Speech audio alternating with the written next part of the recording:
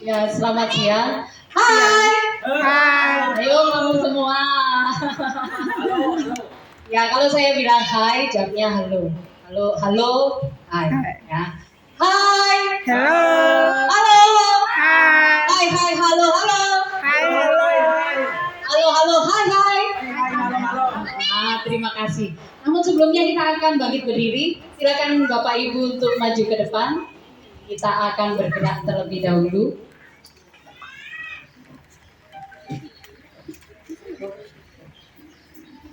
Musik. Aku masuk. Masuk aja Bu, nggak masuk aja. Coba di sini kan.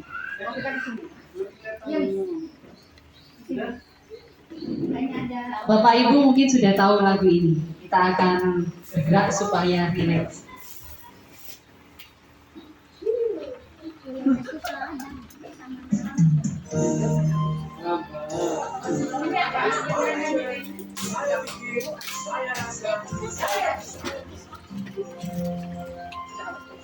Tangan ke atas menggapai bintang, tangan ke samping yang tenang, tangan ke depan ikan berenang, duduk yang rapi siap berdoa. Takut-takutan taman diputar, duduk taman diputar, mulai melihat di pandang bundar, kanan kiri atas bawah dia berdoa. Satu jari kanan, satu jari kiri, bergabung menjadi dua jembatan panjang. Dua jari kanan, dua jari kiri, bergabung menjadi tembok. Dua kamera cepat, tiga jari kanan, tiga jari kiri, bergabung menjadi tembok. Dua menara, empat jari kanan, empat jari kiri, bergabung menjadi delapan. Dua telinga lecet, lima jari kanan, lima jari kiri, bergabung menjadi satu. Siap berdoa. Saya minta Bu Kris untuk pimpin kita dalam doa. Sahabat Gunung Kreatif Indonesia. Baik, Bapak Ibu, sebelum kita mulai kegiatan sosialisasi yang akan disampaikan oleh Ibu Dwi, mari kita berdoa. Dalam puji dan syukur ya Tuhan, kami menjadikan kehadirat-Mu karena sampai pada detik ini Tuhan, kami senantiasa merasakan kasih dan penyertaan-Mu. Terima kasih buat kesehatan, kekuatan yang masih Tuhan berikan pada kami sampai pada detik ini. Pada saat ini Tuhan, kami akan bersama-sama mengikuti kegiatan sosialisasi budaya positif yang akan disampaikan oleh Ibu Dwi. Kiranya Tuhan menyertai kami, menuntun kami sepanjang kegiatan kami pada hari ini. Biarlah ya Tuhan apa yang disampaikan boleh kami pahami, kami mengerti ya Tuhan. Terlebih nanti ya Tuhan berikan kami kemampuan untuk bisa mempraktekannya hingga kami bisa menciptakan sekolah yang lebih baik ke depannya demi anak-anak bangsa. Seluruh kegiatan kami ya Tuhan kami serahkan ke dalam tangan-Mu. Dalam nama Tuhan Yesus kami berdoa. Amin. Terima kasih, silakan duduk kembali.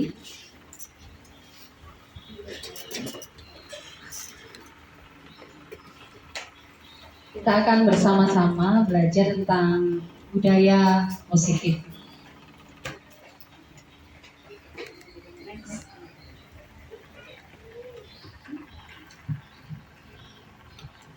Pengantar bahwa konsep pendidikan menurut Ki Hajar Dewantoro ini melibatkan pengakuan akan pentingnya budaya dan lingkungan positif di sekolah yang menempatkan murid sebagai fokus utama. Dalam konsep Ki Hajar Dewantoro bahwa pendidikan bukan hanya tentang transfer pengetahuan saja, tetapi juga mencakup pembentukan karakter dan pengembangan potensi setiap murid atau siswa kita. Oleh karena itu menciptakan budaya dan lingkungan yang mendukung, inklusif, memberdayakan di sekolah menjadi kunci untuk mewujudkan visi pendidikan yang diinginkan. Nah, di sini ini konsep inti budaya positif. Next. Yang pertama yaitu perubahan paradigma positif. kemudian disiplin positif, nilai-nilai kebajikan, kebutuhan dasar, motivasi perilaku manusia, posisi kontrol guru, keyakinan kelas, dan yang terakhir adalah segitiga restitusi. Kita akan melihat yang pertama yaitu pembelajaran dengan paradigma baru, di mana pembelajaran dengan paradigma baru ini merupakan pembelajaran yang dirancang berdasarkan prinsip pembelajaran berdiferensi, sehingga para peserta didik belajar sesuai kebutuhannya berdasarkan tahap perkembangan sesuai teori psikologi modern untuk mewujudkan profil pelajar Pancasila. Kita ketahui bahwa profil pelajar Pancasila yang pertama yaitu beriman, bertakwa kepada Tuhan Yang Maha Esa, kemudian mandiri, bernalar kritis, berkebinekaan global, dan juga bergotong royong. Yang terakhir adalah kreatif. Kemudian diferensi ini merupakan pembelajaran yang dikembangkan untuk merespon kebutuhan murid dalam belajar yang bisa berbeda-beda. Ini meliputi kesiapan belajar, minat, potensi, atau gaya belajarnya. Nah, ini adalah miskonsepsi tentang teori kontrol, di mana ilusi seorang guru, di mana yang pertama ilusi guru mengontrol murid. Kemudian ilusi bahwa semua penguatan positif efektif dan bermanfaat. Yang ketiga, ilusi bahwa kritik dan membuat rasa bersalah mampu menguatkan karakter. Yang ketiga, ilusi bahwa orang dewasa berhak memaksa. Ini adalah ilusi guru. Kemudian mengubah paradigma stimulus respon ke pendekatan teori kontrol. Di sini bahwa yang pertama stimulus respon, di mana kita mencoba mengubah orang agar berpandangan sama dengan kita. Seringkali kita ingin orang lain harus ikuti sesuai dengan pandangan kita. Kemudian perilaku buruk dilihat sebagai suatu kesalahan. Orang lain bisa mengontrol saya. Pemaksaan ada pada saat bujukan gagal. Ketika kita membujuk orang lain, kita otomatis memaksa orang lain untuk mengikuti kemauan kita. Kemudian model berpikir menang atau kalah. Itu stimulus respon. Kemudian teori kontrol atau pilihan. Kita berusaha memahami pandangan orang lain tentang dunia. Bagaimana menurut pendapat orang lain. Kemudian semua perilaku memiliki tujuan. Apa tujuannya? Hanya Anda yang bisa mengontrol diri Anda. Kemudian kolaborasi dan konsensus menciptakan pilihan-pilihan baru. Model berpikir menang-menang. Ini adalah teori kontrol atau pilihan. Nah, selanjutnya kita masuk ke disiplin positif. Di sini bahwa disiplin ini berasal dari kata disiplina yang artinya belajar. Disiplin ini mengacu pada disiplin diri yang memiliki tanggung jawab terhadap apa yang dilakukannya berdasarkan nilai-nilai yang diyakini. Nah, disiplin positif ini juga merupakan salah satu cara penerapan disiplin yang bertujuan untuk menumbuhkan kesadaran serta memperdayakan peserta didik tanpa imbalan, pengharapan atau reward, ancaman atau hukuman. Nah, sebagai pendidikan, tujuan kita adalah menciptakan peserta didik yang memiliki disiplin diri sehingga mereka berperilaku mengacu kepada nilai-nilai kebajikan universal dan memiliki motivasi intrinsik dan dalam perubahan perilaku ke arah yang lebih baik. Itu adalah disiplin positif. Nah, kita melihat nilai-nilai kebajikan. Nah, ini nilai-nilai kebajikan, nilai yang disepakati bersama, lepas dari suku bangsa, nah, agama, bahasa maupun latar belakang. Jadi bahwa nilai kebajikan ini tidak melihat kamu suku bangsanya apa, agamanya apa, bahasanya apa, dan latar belakangnya apa.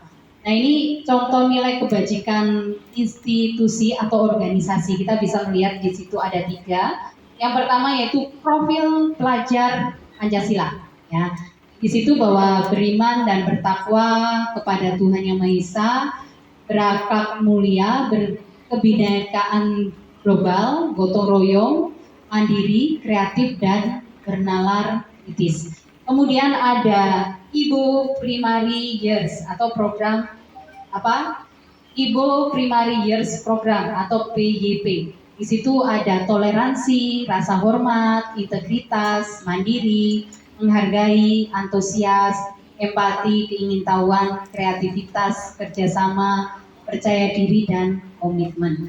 Kemudian yang ketiga yaitu keterampilan hidup atau life skill, di mana di situ dapat dipercaya, lurus hati, pendengar yang aktif, tidak merendahkan orang lain, dan memberikan yang terbaik dari diri. Kebutuhan dasar manusia. Kebutuhan manusia sebagai sesuatu yang dibutuhkan oleh manusia atau keinginan manusia yang harus dipenuhi demi tercapainya kepuasan rohani maupun jasmani untuk keberlangsungan hidupnya, di mana kebutuhan ini dapat berupa barang atau jasa. Nah, ini 5 kebutuhan dasar manusia, di mana yang pertama bertahan hidup. Di mana bertahan hidup ini manusia butuh makanan, butuh pakaian, butuh tempat tinggal, keamanan, kesehatan.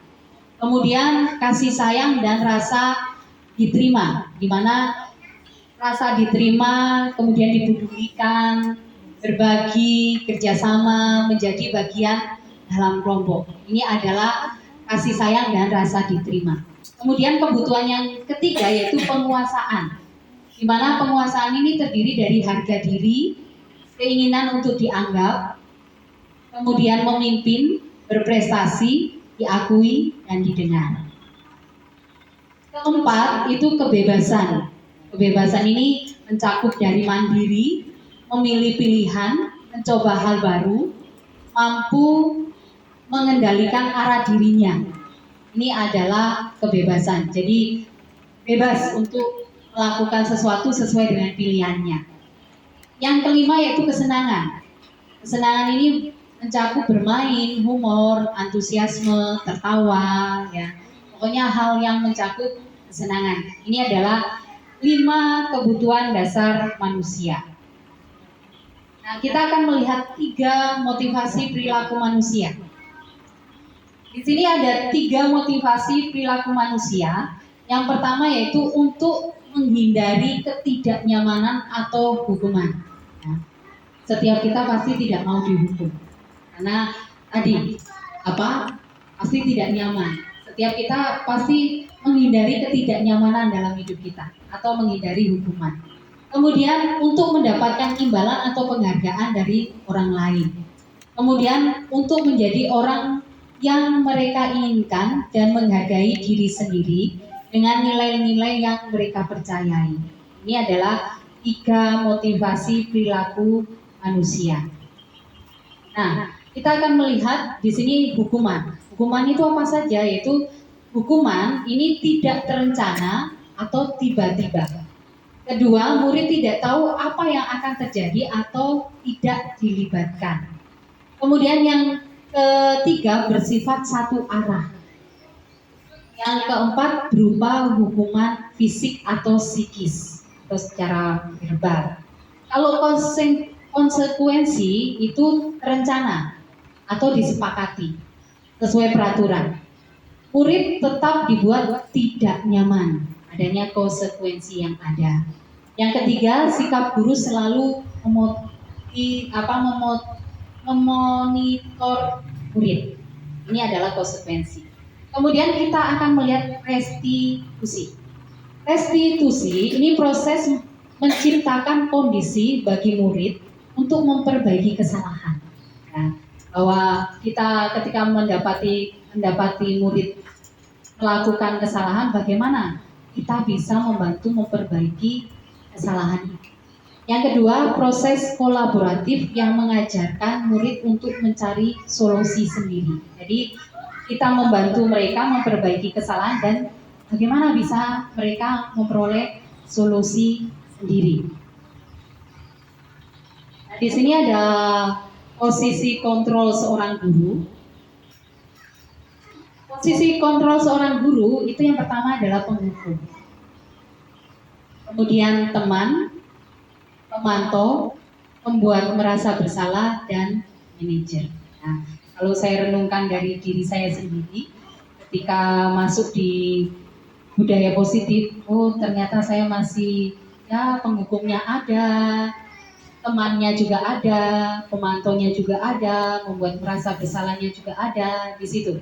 Ya, untuk menjadi manajer ini yang masih tahap, masih berjuang. Next. Dan ini contoh penerapan 5 posisi kontrol guru. Nah, ini kasusnya siswa tidak memakai atribut lengkap saat upacara bendera. Kalau kita posisinya sebagai penghukum, ini contoh kata-katanya, hormat pada bendera selama 1 jam. Nah, ini penghukum. Kalau ada siswa yang tidak mengikuti upacara, ya penghukum berarti menghukum siswa untuk hormat. Kemudian membuat merasa bersalah.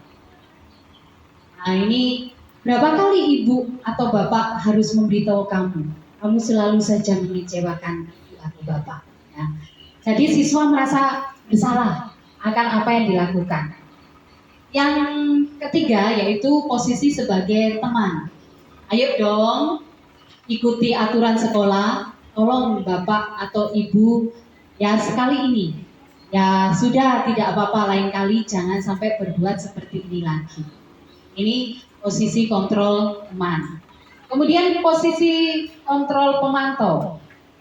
Kamu sudah melanggar peraturan sekolah. Kamu tahu konsekuensinya. Setelah upacara kamu beli atribut ke koperasi dan jangan diulang lagi. Nah, ini mungkin sering ya saya sendiri merasakan sering ini dilakukan. Kemudian posisi yang terakhir yaitu manajer. Ini apakah kamu tahu kesalahanmu? Kira-kira bagaimana kamu memperbaiki kesalahanmu? Jadi kita akan siswa kita menyadari kesalahannya, kemudian bagaimana mencari solusi untuk kesalahan yang dia lakukan. Ini posisi manajer. Nah, kita akan melihat kira-kira ini posisi apa Bapak Ibu? Saya kecewa banget dengan kamu. Nah, ini posisi kontrol. Apakah aku ya? Nah, ya, membuat rasa bersalah. Selanjutnya, kamu tidak pernah benar melakukannya. Kamu tidak pernah benar melakukannya. Memantau. Ya, pemantau. Yang keras, Pak.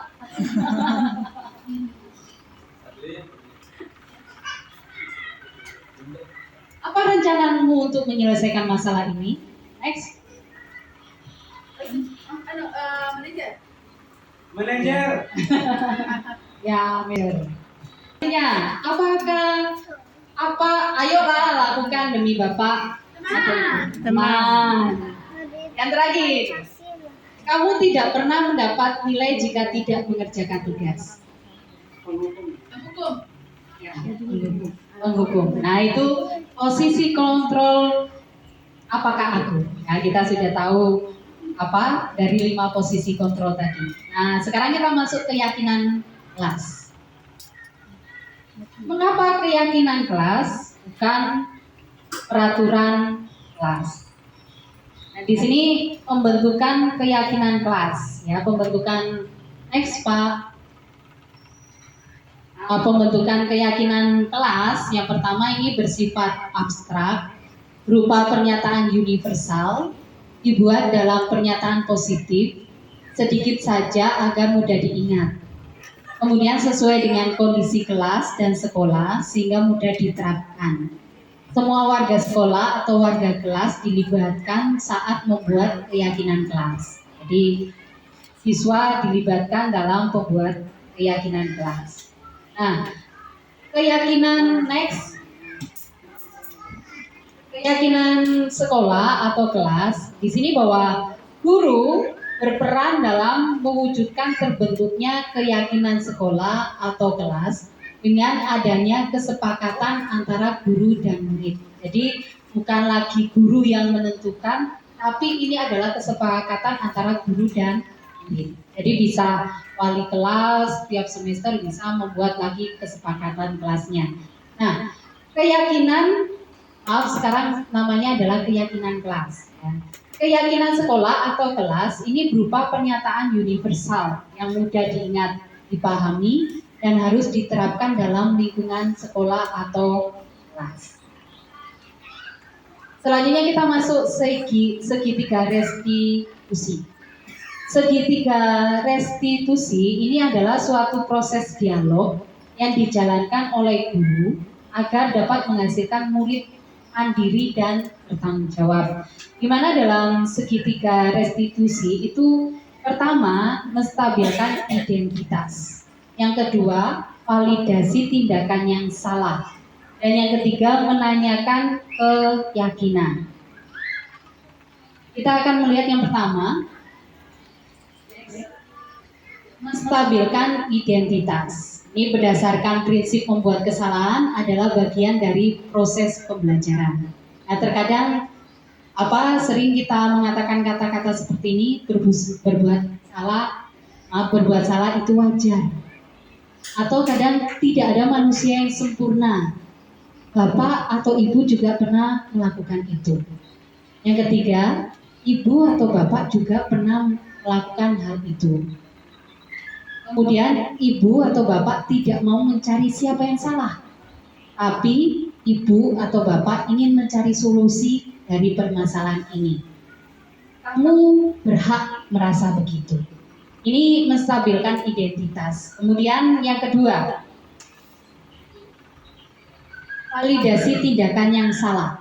Ya, berdasarkan prinsip setiap perilaku berupa memenuhi suatu kebutuhan tertentu. Di sini bahwa mungkin kita sering juga mengatakan hal-hal seperti ini. Kamu pasti punya alasan mengapa melakukan hal itu. Padahal kamu bisa melakukan yang lebih buruk dari ini ya. Kamu patut bangga karena lebih melindungi sesuatu yang penting bagimu.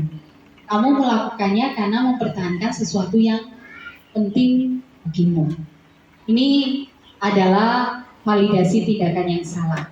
Kemudian menanyakan keyakinan. Nah, berdasarkan prinsip teori kontrol bahwa pada dasarnya kita termotivasi secara intrinsik, di mana di sini apa keyakinan kelas kita, nilai-nilai apa yang telah disepakati bersama, seperti apa gambaran sebuah kelas yang ideal menurut kamu ingin menjadi orang yang seperti apa. Nah, ini adalah menanyakan keyakinan. Nah, kita akan melihat video berikut.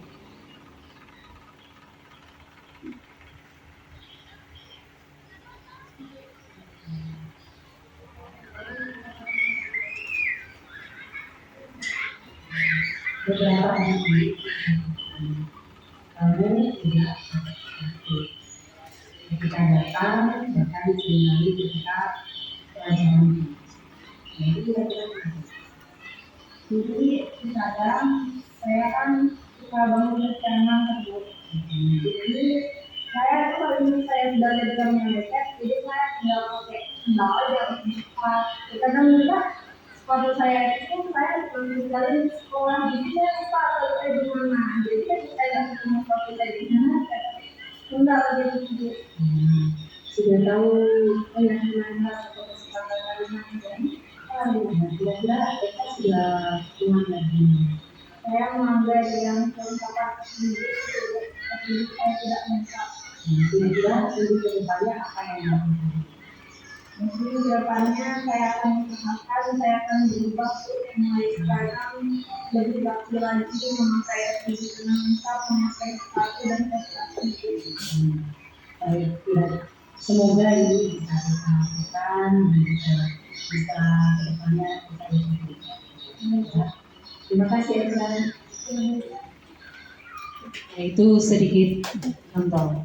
Dan walaupun ya ada sedikit memantaunya juga, karena memperhatikan apa yang terjadi. Nah, dalam penerapan program disiplin positif di sini bahwa hendaklah guru memiliki standar kepribadian profesional dan sosial yang baik, di mana guru mampu merefleksi dirinya dalam posisi kontrol saat ini, bagaimana perjalanan dirinya sebagai among atau manajer yang menuntun murid-muridnya menjadi insan yang mandiri, merdeka dan bertanggung jawab sesuai standar nasional pendidikan. Terima kasih. Terima kasih.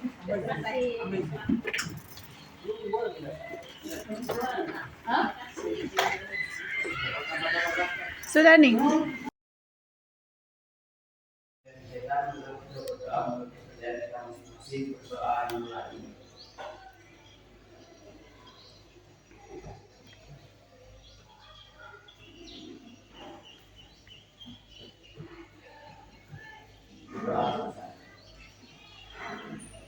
Nah, selamat pagi. Pagi.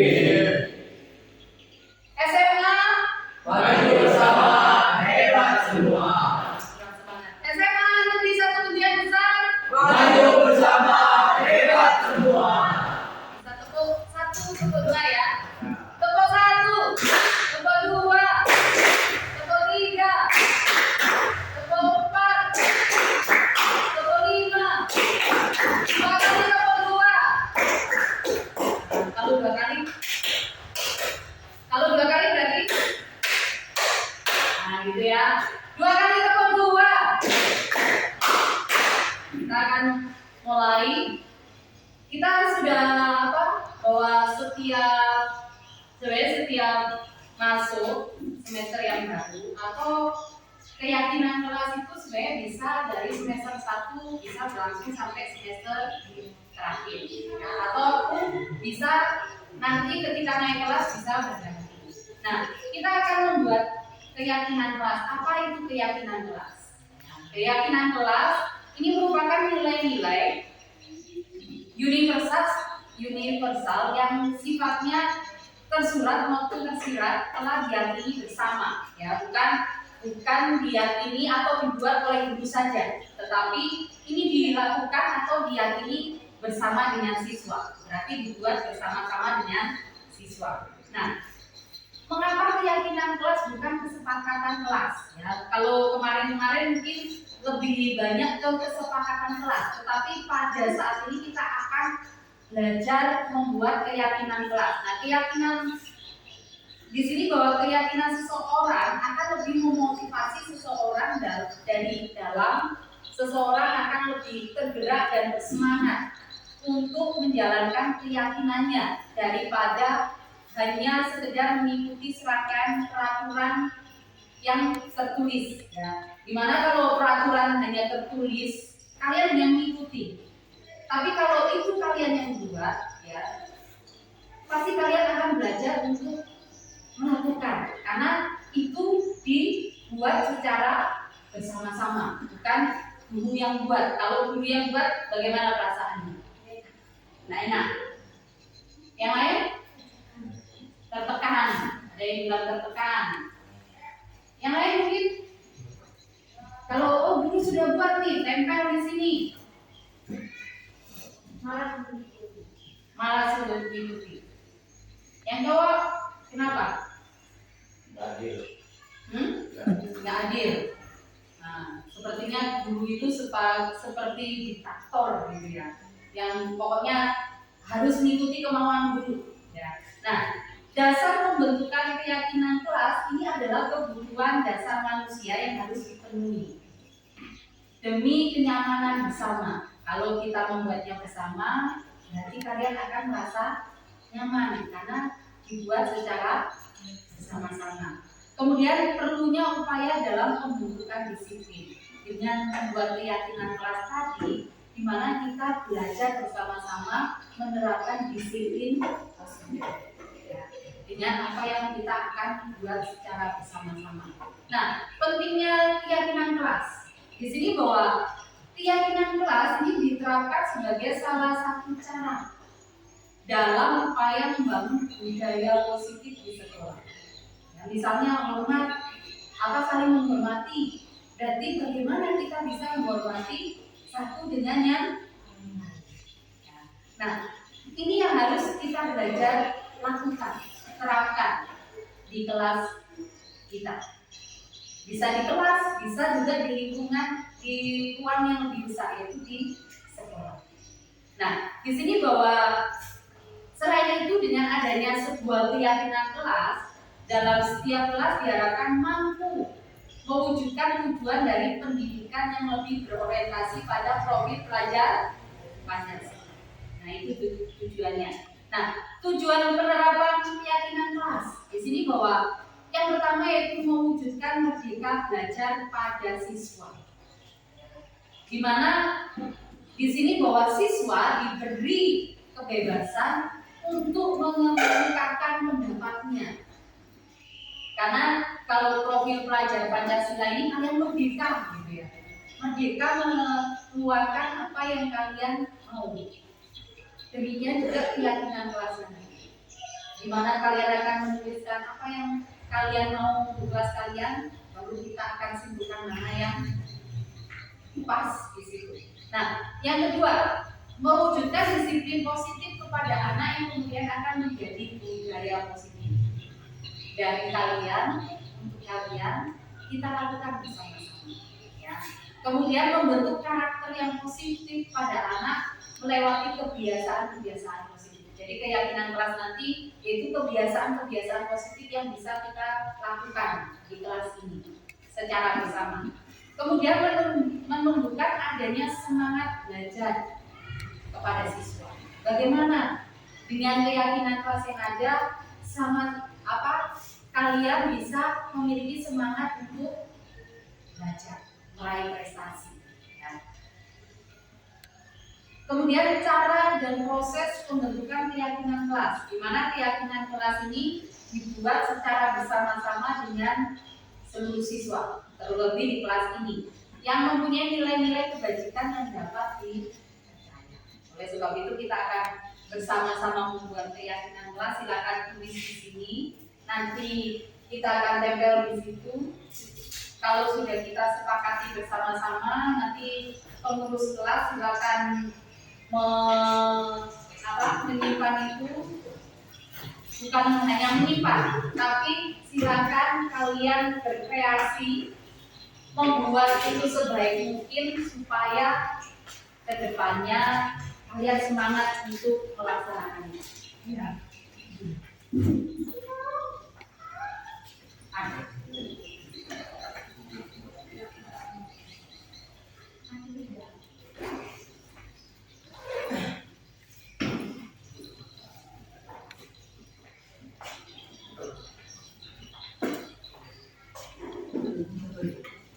Satu.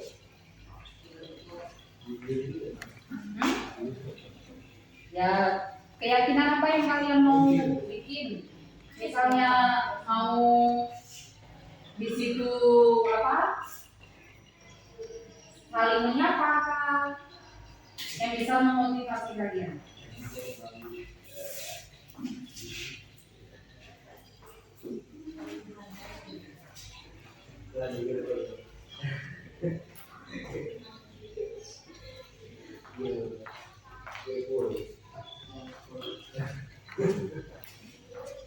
Apa yang mau kalian sepakati di kelas ini untuk dilakukan secara satu aja ibu, bisa satu,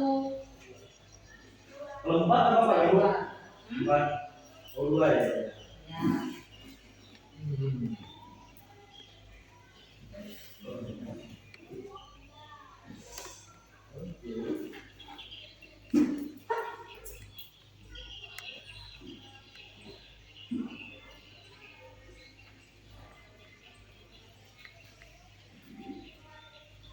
Kalau sudah silakan tempelkan di sini, nanti kita diskusikan kembali.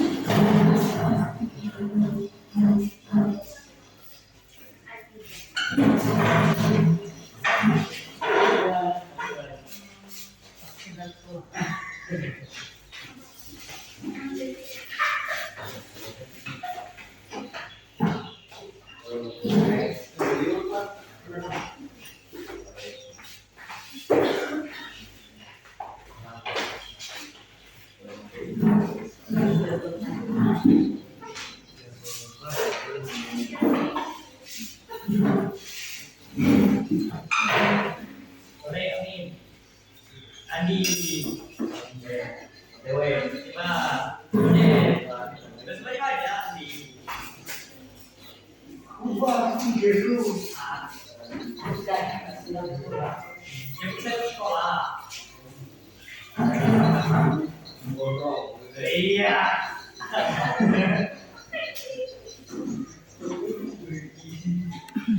Sudah semua? Udah. Nah, kita akan kelompokkan ya.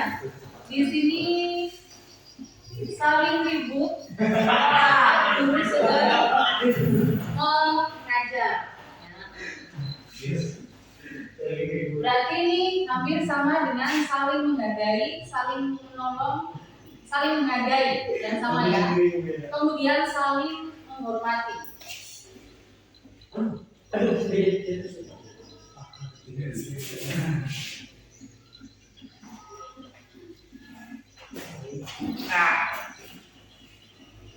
Nah ini yang sama. Tidak ribut saat pelajaran berlangsung. Atribut lengkap.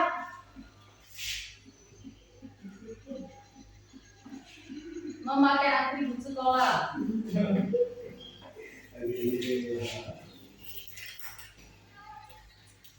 Menjaga kerapian. Nah ini masuk di sini.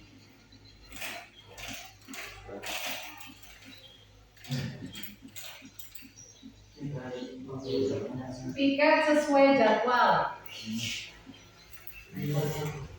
Selalu melakukan piket.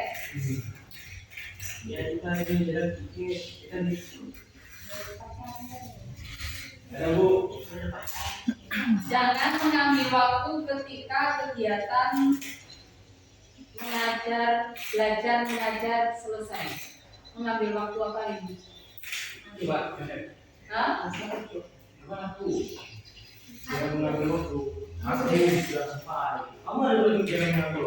Maksudnya kegiatan sekolah jangan sampai berlebihan waktunya atau bagaimana ini?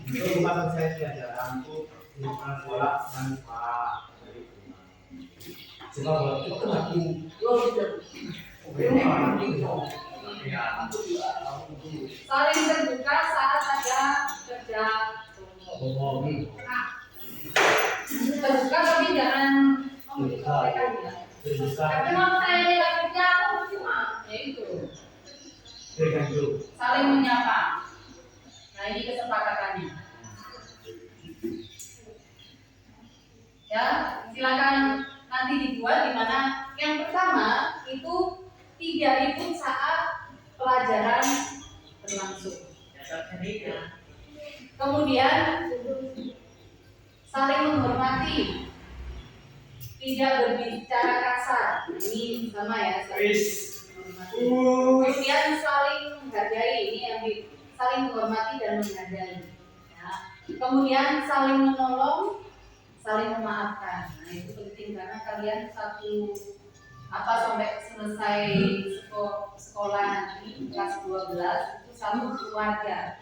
Jadi harus saling memaafkan, jangan satu kelas waktu hantam dalam kelas ya. Tapi saling memaafkan. Ya, ini.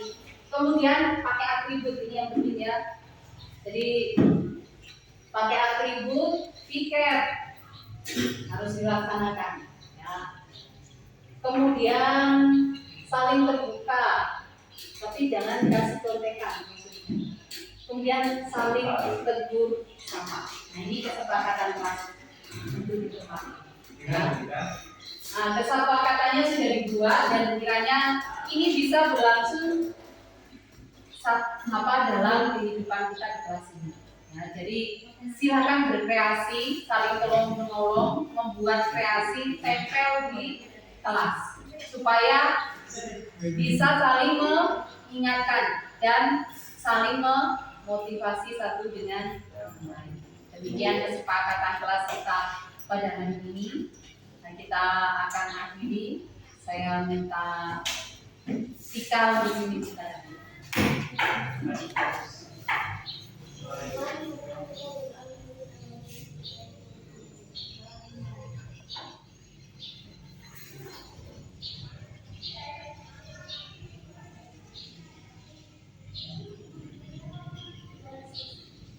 Terima kasih Tuhan Yesus.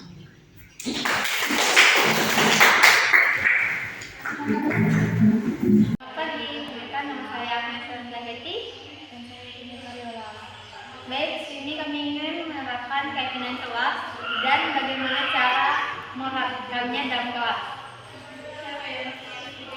Di sini sudah kalian buat, yaitu yang kalian bikin sama Budi.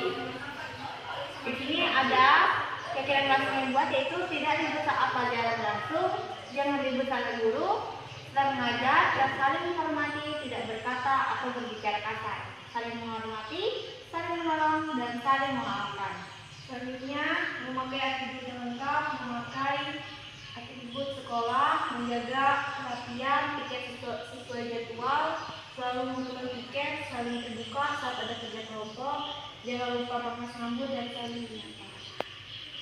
Baik, ini penerapan di kelas kami, yaitu caranya kalian menerapkan kelas ini, yaitu yang pertama itu tidak ribut saat pelajaran langsung, itu seperti sedang guru yang sedang mengajar, dan itu tidak ada anak murid yang bermain sendiri, main HP, dan berbicara sendiri, ataupun mengajak temannya berbicara saat guru sedang mengajar. Yang kedua ini, memakai atribut yang lengkap itu seperti misalnya harus lengkap seperti kayak dasi, topi, sepatu hitam, dan kaki putih. Baik, lanjutkan Iren. Tiket sesuai jadwal, yaitu tiket sesuai jadwal di situ, dan pakai sambut itu seperti memasang sambut. Nah. Oke, mungkin ini penerapan yang ada dalam kelas kami. Semoga kami anak murid bisa menerapkannya dan teman-teman bisa juga mengikuti penerapannya. Apalagi ini kan semuanya diterapkan teman-teman sekalian, jadi harus diikuti dengan baik. Baik, itu aja video dari kami. Terima kasih.